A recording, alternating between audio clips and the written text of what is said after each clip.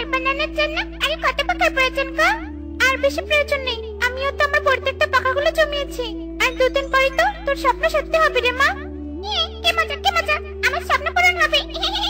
ময়ূরের বাড়ি হবে ময়ূর পাকা দিয়ে, তবে তো আমাদের বাড়ি দেখতে অনেক সুন্দর লাগবে বলো? হ্যাঁ রে মা, অনেক সুন্দর লাগবে। আমরা যেমন সুন্দর আমাদের বাড়ি আমাদের মতো সুন্দর হবে। ময়ূরের পরিবারের সকলেই তাদের শরীর থেকে ওঠা পরিত্যক্ত ময়ূরের পাখা সংগ্রহ করে জমাতে থাকে, কারণ মৌটুসির আবদার তাদের বাড়ি হবে সবার থেকে আলাদা। তাই মৌটুসি তার বাবা মায়ের কাছে ময়ূর পাখার বাড়ি বানানোর আবদার করে। বাড়ি বানানোর জন্য পর্যাপ্ত পাখা হয়েছে, এবার তাড়াতাড়ি বাড়ি বানানোর পালা।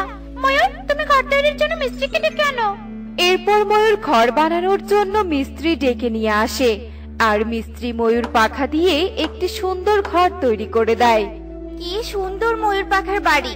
ময়ূরী দিদি, তোমাদের মতো তোমাদের বাড়িটাও অনেক সুন্দর গো। কি সুন্দর চিকমিক করছে। মেয়ের আবদার পূরণ করতে এমন বাড়ি করেছি। যাকে তুই হঠাৎ কি মনে করে? তোমার কাছে একটু সাহায্য চাইতে এলাম। আসলে আমার ঘরে একটুও খাবার নেই, তোমার ফল বাগান থেকে একটু ফল নিতে পারি? এর জন্য অনুমতি নিতে হয়? আমি তো সবার জন্য আমার বাগান উন্মুক্ত করে দিয়েছি। যা, তোর যতটা প্রয়োজন তুই ততটা ফল নিয়ে যা। খুব ক্ষুধা পেয়েছে, কাল থেকে কিচ্ছু খাইনি। যেখানেই খাবারের জন্য যাই সবাই আমাকে ভয় পেয়ে মেরে তাড়িয়ে দেয়। সত্যি সাপেদের জীবন অনেক কষ্টের। এসব বলে সাপ আবারও খাবার খুঁজতে শুরু করে, আর খুঁজতে খুঁজতে সাপ ময়ূরীর বাগানে এসে পৌঁছায়। কত সুন্দর সতেজ ফল, ফলগুলো দেখতে যেমন সুন্দর, নিশ্চয়ই খেতেও সুস্বাদু হবে। কতদিন ভালো ফল খাই না। এরপর সাপ গাছে উঠে পড়ে আর গাছ থেকে ফল খেতে শুরু করে। বাহ, ফল তো খুব মিষ্টি। তবে এখন থেকে রোজ আমি এখানে ফল খেতে আসব। কেউ দেখে ফেলার আগে এক্ষুনি আমাকে এখান থেকে পালাতে হবে। ফল নিয়ে তাড়াতাড়ি বাড়ি যেতে হবে। আজ তো অটো চালিয়ে ভালো রোজগার হয়নি। যাই, নেমে গাছ থেকে ফল নিয়ে আসি। আরে, এ তো একটা সাপ। এই সাপ আবার কোত্থেকে এলো? এক্ষুনি এটাকে লাঠি দিয়ে মারতে হবে। কালু লাঠি নিয়ে এগিয়ে যায়, আর সাপ দ্রুত সেখান থেকে পালিয়ে যায়। ফল বাগানে সাপও আসছে, ব্যাপারটা ময়ূর দিদিকে বলতে হবে। আজ অল্পের জন্য প্রাণে বেঁচে গেছি, কিন্তু পাখিরা কেন যে আমায় এত ভয় পায় বুঝি না বাপু। আমার শরীরে তো বিষ নেই, কিন্তু আমার এ কথা কেউ বিশ্বাসই করতে চায় না। কাল থেকে লুকিয়ে ফল খেতে হবে। সাপ লুকিয়ে বনের ফল খেত, আর মাঝে মাঝেই পাখির তাড়া খেয়ে পালিয়ে যেত। একদিন ময়ূরীর ফল বাগানে এক বিষধর সাপ আসে, আর বাগানের ফল খাওয়ার জন্য গাছে ওঠার আগেই সেখানে টুনি পাখি এসে হাজির হয়। আর টুনি সাপকে তাড়াতে লাঠি হাতে নিতেই সাপটি দ্রুত টুনির পায়ে দংশন করে আর সেখান থেকে পালিয়ে যায়। আরে টুনি, তোর কি হয়েছে? ময়ূরী দিদি, আমাকে সাপে দংশন করেছে। সর্বনাশ, এক্ষুনি টুনিকে হাসপাতালে নিতে হবে। কালু, তুই এক্ষুনি তোর অটো নিয়ে ফল বাগানে চলে আয়। টুনিকে সাপে কেটেছে। এরপর কালু দ্রুত অটো নিয়ে আসে আর টুনিকে দ্রুত হাসপাতালে নিয়ে যায়। পরের দিন সকাল হতেই বিষহীন লাল সাপটি ফলের বাগানে প্রবেশ করতেই পাখিরা জাল ফেলে সাপকে বন্দি করে ফেলে। এই সাপকে আমি সেদিন ফল বাগানে দেখেছিলাম। আমার মনে হয় এই সাপটাই টুনিকে দংশন করেছে। ময়ূরী দিদি, এই সাপ আমার টুনিকে দংশন করেছে। এই সাপকে উচিত শিক্ষা দিতে হবে। আমি কিছু করিনি, আমি কাউকে দংশন করিনি। তোমরা আমার কিচ্ছু করো না, তাছাড়া আমার শরীরে তো কোনো বিষই নেই। মিথ্যেবাদী পাখি, টুনিকে দংশন করে আবার মিথ্যে বলছিস? আমি এর আগে তোকে এখানে দেখেছি, এই কাজটা তুই করেছিস। তোর জন্য আজ আমাদের বন্ধু টুনি হাসপাতালে। ময়ূরী দিদি, তুমি বলো, এই সাপকে এখন কি করা উচিত? একে কি আমরা মেরে ফেলবো? না না, একে আমরা মারবো না। আমি একে একটা বক্সে বন্দি করে রাখবো, আর একটা ওঝা ডেকে এই সাপকে ওর হাতে তুলে দেবো। হ্যাঁ হ্যাঁ, তাই করো। এরপর ময়ূরী একটা কাচের বাক্সের মধ্যে সাপকে বন্দি করে তার ঘরে রাখে। মোটরসি, একদম এই সাপটা ধারের কাছে যাবি না। এই সাপটা অনেক বিষাক্ত, তাই কাল ওঝা এসে এই সাপটাকে নিয়ে যাবে। এসব বলে ময়ূরী সেখান থেকে চলে যায়। আর মৌটুসি সাপটার দিকে তাকিয়ে থাকে। কেন জানি এই সাপটার জন্য আমার খুব মায়া হচ্ছে। যেও না, আমাকে সাহায্য করো, বিশ্বাস করো আমার শরীরে বিষ নেই। যদি তোমার শরীরে বিষ না থাকে তবে টনি মাসির শরীরে বিষ এলো কোথা থেকে? টনি মাসিকে তো তুমি দংশন করেছিলে। না না, আমি কাউকে দংশন করিনি। আর আমি তো কেবলমাত্র ক্ষুধা মেটাতে ফল নিতে আসতাম। বিশ্বাস করো আমার শরীরে এক ফোঁটাও বিষ নেই। আর থাকবে কি করে? আমি তো কোনো সাপই নই, আমি হলাম একটা পরী। পরি? তুমি একটা পরি? হ্যাঁ, আমি একটা পরী। আসলে আমি এক নাগিনের বাসা ভেঙে দিয়েছিলাম, এজন্য নাগিন আমায় অভিশাপ দিয়ে সাপ বানিয়ে দিয়েছে। দয়া করে তুমি আমায় মুক্ত করে দাও, আমায় ওঝার কাছে দিও না, ওঝা আমাকে মেরেই ফেলবে। আমি কি করে তোমাকে ওদের থেকে বাঁচাবো? আমি যদি সবাইকে বলি যে তুমি পরি, কেউ আমার কথা তো বিশ্বাসই করবে না। এখন তোমাকে বাঁচানোর একটা মাত্র উপায় আছে, আর তাহলে তোমাকে তোমার পরীর রূপে আসতে হবে। আচ্ছা, তোমার অভিশাপ কাটানোর কি কোনো উপায় নেই? আছে, একটা উপায় আছে। বদ্যি বুড়ির কাছে এক ধরনের লাল ফুল রয়েছে। ওই ফুলের রস আমি পান করলেই আগের রূপে ফিরে আসবো। সত্যি পরি? সেটা আমার পরিচিত, আমি এক্ষুনি গিয়ে তার কাছ থেকে লাল ফুল নিয়ে আসছি। এরপর মৌটুসি বদ্যি বুড়ির কাছে যায় আর তাকে সব ঘটনা খুলে বলে। এই নে বাচ্চা, লাল ফুলের রস। এই ফুলের রস খেলেই পরি তার রূপ ফিরে পাবে। এরপর মৌটুসি লাল ফুলের রস নিয়ে তার বাড়িতে আসে আর বাক্স খুলে সাপকে বের করে আনে। একি, তুই কি করছিস? তুই সাপটাকে ছেড়ে দিয়েছিস? ময়ূর, এক্ষুনি এই সাপটাকে বন্দি করো। মা, তুমি কিছু করো না। পরি বন্ধু, এই যে লাল ফুলের রস, তুমি তাড়াতাড়ি পান করো। এরপর সব ফুলের রস পান করতেই সে তার আসল রূপ ফিরে পায়। একি, এটা তো একটা পরি, এসব কি করে হলো? এরপর মৌটুসি সব ঘটনা খুলে বলে। সব শুনে ময়ূরী বলে, তবে আবার বাগানে অন্য বিষয়দের সাপ এসেছিল, তবে তো আমার বনের পাখিরা নিরাপদ নয়। তুমি বিচলিত হয়ো না, আমি তোমাদের বনে জাদুর বলয় তৈরি করে দিচ্ছি। তোমাদের বনে বিষধর সাপ কেন, কোনো অশুভ শক্তিও প্রবেশ করতে পারবে না। মৌটুসি, তোমাকে অনেক ধন্যবাদ। আজ তোমার জন্য আমি নতুন জীবন পেয়েছি। আমি তোমার কথা সারা জীবন মনে রাখবো। যদি পক্ষীকুলের কোনো বিপদ আসে তবে আমাকে স্মরণ করো, আমি তোমাদের অবশ্যই সাহায্য করব। ভালো থেকো, বিদায়।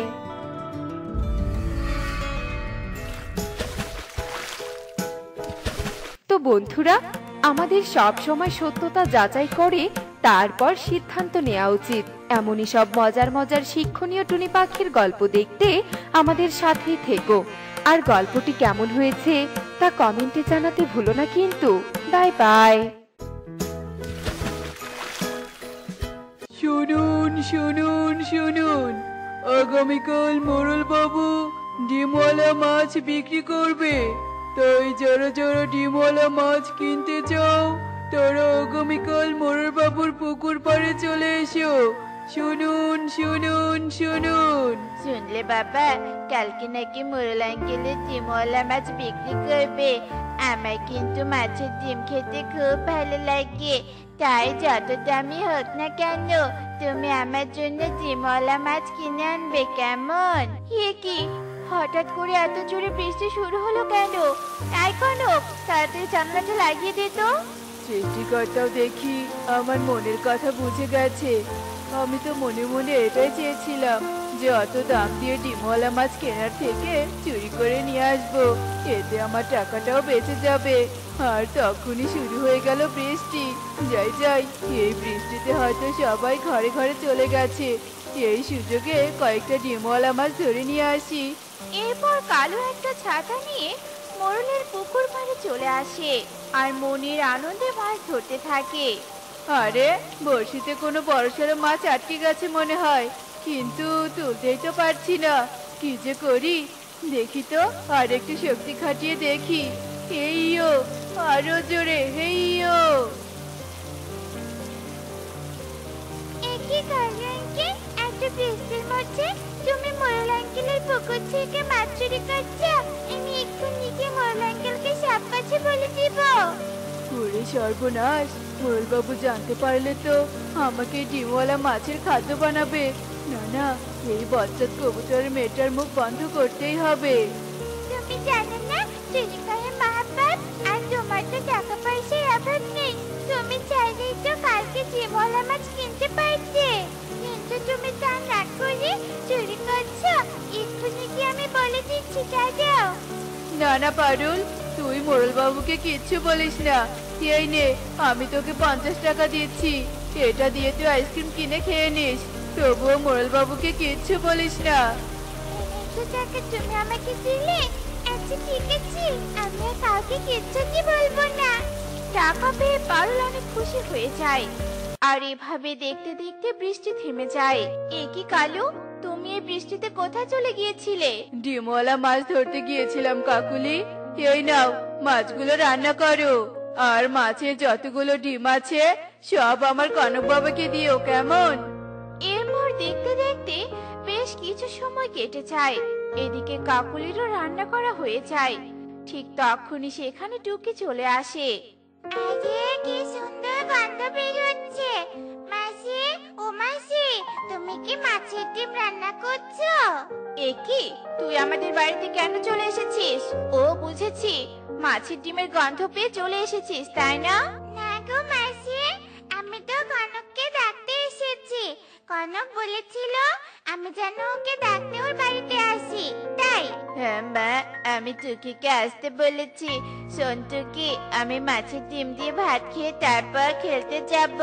তুই একটু আমার জন্য অপেক্ষা কর। আচ্ছা ঠিক আছে কনক, আমি তোর জন্য অপেক্ষা করছি। এ কি, এই টুকি এখানে দাঁড়িয়ে আছে কেন?